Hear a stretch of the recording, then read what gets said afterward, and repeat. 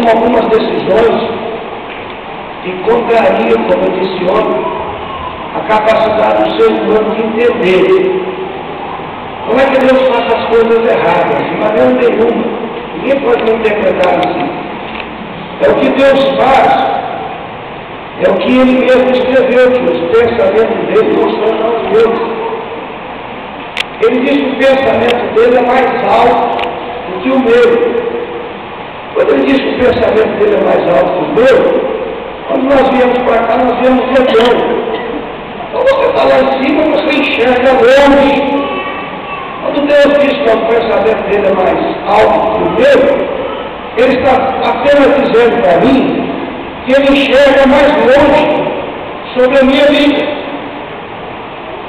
Eu tenho planos para amanhã, eu tenho planos para a semana que vem, eu tenho planos talvez até para o mês que vem.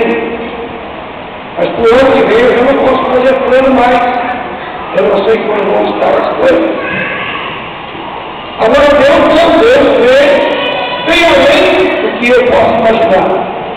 Então Ele faz planos por a minha vida que às vezes eu não tenho. Eu voltei ontem na igreja, eu sou policial militar, sou oficial da Polícia Militar do Estado do Paraná. Mas desde que eu me conheço por gente, eu aprendi a ver um militar na minha frente. O meu pai, já de saudosa memória, era cabo da Polícia Militar do Estado do Paraná. E no ano de 1959, quando eu tinha apenas 1 ano de idade, o meu pai foi ser comandante do destacamento da Polícia Militar na cidade de Porto Rico, que é uma cidadezinha divisa com o estado de São Paulo e o Mato Grosso do Sul. E o meu pai era comandante do destacamento daquela cidade.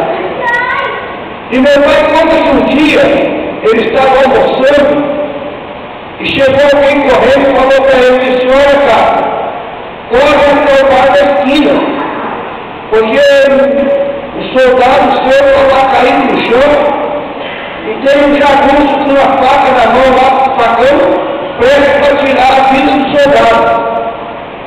Eu levantei mais depressa, pegou a sua arma, saiu correndo e foi até o bar da esquina. Quando ele chegou lá, ele viu que era verdade aquilo que lhe havia sido dito.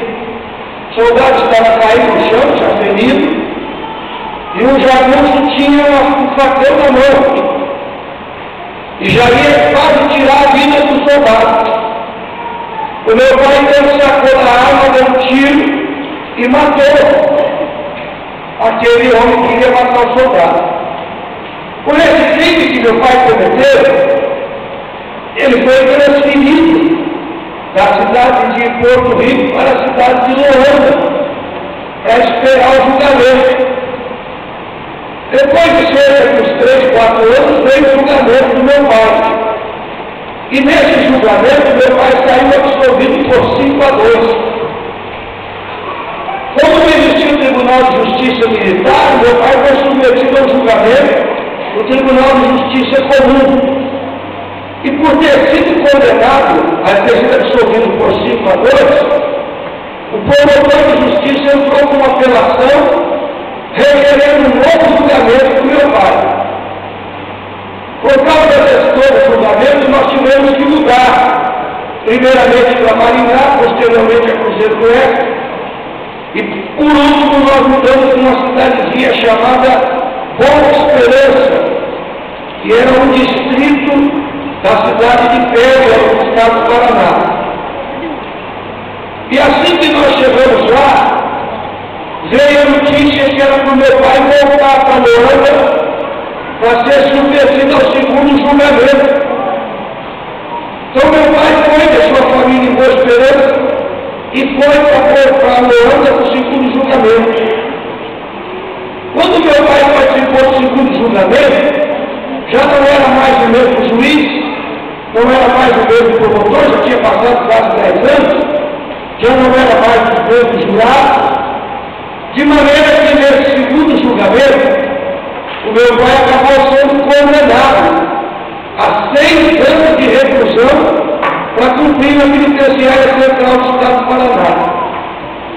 E todo militar que é condenado a mais de 4 anos de reclusão, ele é excluído da polícia militar dentro da disciplina. E com meu pai não foi diferente. Uma vez condenado e excluído, meu pai foi escoltado até a minha casa para pegar os pertences que eram da corporação, que era da polícia, armamento, pagamento, equipamento, e ao mesmo tempo despedir da família. Quando meu pai chegou em Boa Esperança e contou para minha mãe que ele tinha sido condenado a mais de 4 anos, que ele tinha sido excluído e que ele ia embora para a penitenciária, minha mãe ficou olhando para o meu pai, não sabia se chorava ou se dava risada. Se chorava, porque nós éramos uma escadinha de 5 filhos. Eu tenho 2 irmãos mais novos e 2 irmãos mais velhos.